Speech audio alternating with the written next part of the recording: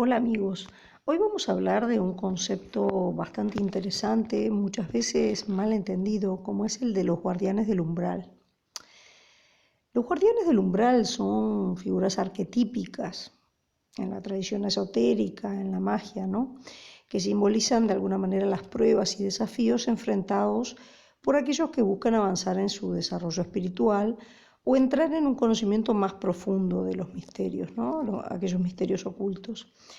Estos guardianes no necesariamente son entidades físicas, sino manifestaciones, principalmente son manifestaciones de fuerzas psíquicas o espirituales que protegen los umbrales entre los diferentes niveles de la realidad, ya sean planos, ya sean dimensiones espirituales o etapas cruciales en el crecimiento interior de alguien que aspira a una iniciación, que aspira a avanzar como mago, ¿no? En el contexto de la magia, el umbral es un punto de transición, una frontera entre lo conocido y lo desconocido, lo visible y lo invisible, lo consciente y lo inconsciente. Cruzar este umbral significa enfrentarse a una experiencia que transformará al individuo de una manera profunda y duradera. Sin embargo, antes de que el iniciado pueda cruzar con éxito, debe enfrentarse a estos guardianes del umbral, que representan en general tanto los miedos internos, los aspectos no resueltos del propio ser, como las pruebas cósmicas que desafían la integridad y el propósito del aspirante. El concepto de los guardianes del umbral tiene sus raíces en varias tradiciones místicas y esotéricas. Por ejemplo, en la teosofía, Elena Blavatsky y otros teósofos como Rudolf Steiner discutieron sobre los guardianes del umbral como entidades que confrontan al iniciado con sus propios defectos, con sus karmas no resueltos. Estas figuras pueden manifestarse como seres aterradores que personifican las sombras y debilidades del individuo y solo pueden ser superadas si el iniciado las enfrenta y resuelve estas cuestiones internas, ¿no? En la tradición alquímica, el guardián del umbral es un símbolo del anigredo, ¿no? De la fase inicial del proceso alquímico, donde el individuo debe enfrentarse a la putrefacción y descomposición de sus aspectos inferiores antes de poder acceder a la transmutación espiritual. Los alquimistas veían este enfrentamiento como esencial para purificar el alma y avanzar hacia la iluminación. El concepto de un guardián que protege el acceso a un conocimiento sagrado también se encuentra en mitos y en leyendas de diversas culturas. Por ejemplo, en la mitología griega, el dragón que custodia el vellocino de oro, o el cerbero, el perro de tres cabezas que guarda las puertas de Hades, pueden ser vistos como versiones míticas de los guardianes del umbral. En cada caso, el héroe o el iniciado o el aspirante a mago, por ejemplo, deben superar al guardián a través de su ingenio, coraje o virtud antes de acceder al premio de ese conocimiento escondido, ¿no? Si lo vemos desde una perspectiva psicológica, como hablamos siempre, la magia puede entenderse desde diferentes modelos y uno de ellos es el psicológico. Los guardianes del umbral representan los aspectos reprimidos del inconsciente que el individuo debe confrontar para alcanzar un mayor autoconocimiento. Carl Jung se refirió a estos aspectos oscuros como la sombra, que contiene todas las partes no aceptadas o no reconocidas de nosotros mismos. Enfrentar a la sombra es crucial para el crecimiento personal y en el contexto de la magia este enfrentamiento se dramatiza como un encuentro con este guardián del umbral. En este sentido, el guardián actúa como un espejo oscuro que refleja nuestros miedos, nuestras culpas y los deseos reprimidos. La naturaleza de este guardián varía según la persona y sus propios contenidos internos. Para algunos podría parecer como un monstruo aterrador, mientras que para otros podría ser una figura más abstracta o incluso una sensación abrumadora de terror, de desesperación. Depende de cada uno de lo que tengamos dentro, cómo lo vamos a visualizar, cómo lo vamos a imaginar, cómo lo vamos a vivir. Superar al guardián del umbral no se trata de una lucha física, sino más bien de una confrontación interna, donde el individuo debe aceptar, integrar y superar sus propios defectos y debilidades. Este proceso puede ser profundamente perturbador, pero es necesario para que el aspirante pueda avanzar en su camino espiritual, ¿no?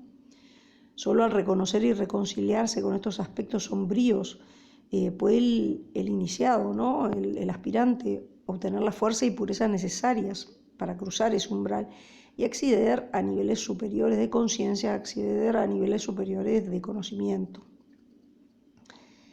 El encuentro con los guardianes del umbral no es simplemente un evento único, sino un proceso que puede repetirse y de hecho se repite en diferentes etapas del desarrollo espiritual de nuestro camino, ¿no?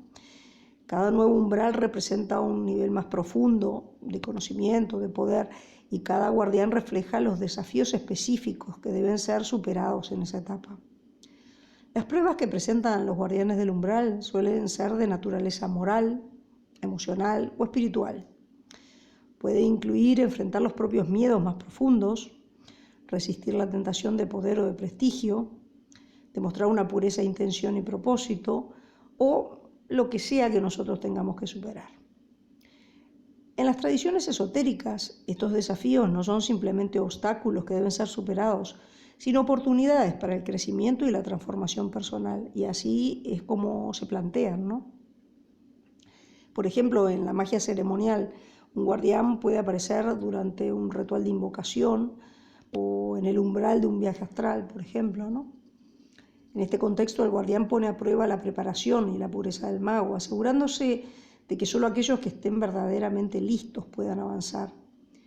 Si el mago no ha resuelto los aspectos de sí mismo que el guardián personifica, puede ser incapaz de continuar o incluso puede sufrir un retroceso en su desarrollo espiritual, o en muchos casos pasa que alguien que aspira deja, ya sea momentáneamente o del todo, su trabajo porque no puede con ese guardián, ¿no?